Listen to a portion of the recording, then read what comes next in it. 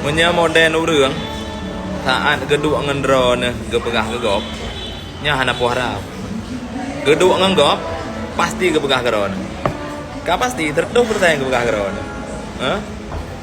nyan model urang menyabak cerita menyanganlung dia lebih kurang betul hana telah gak nyan pegah lebih kegenyan kurang kegedanyo hana bubu tetapi menyalubeh kegedanyo kurang kegenyan ya dong bekal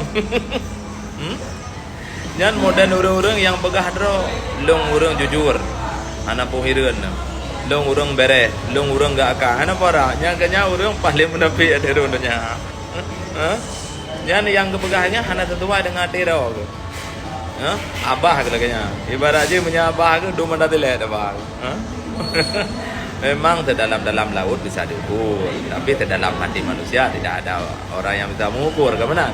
Tetapi realitanya memang lagi nyan.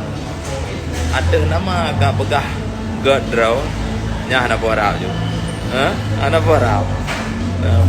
Karena gad anak gad kedanyo, sepak terjang kedanyo, gadraw dan nilai go, kualitas kedanyo. Mungkin ya gedanyo bisa, kita bisa, gedanyo juga. Tetapi yang tolak ukur je kan orang lain. Nampak, orang lain yang nilai gedanyo. God anak gedanyo, bro, gedanyo jujur ini, God yang nilai. Pukul jujur, anak jujur. Nampak. Yang namun dua boh perkara aja. Segod God pun tak bubut, tetap na orang yang nilai anak God.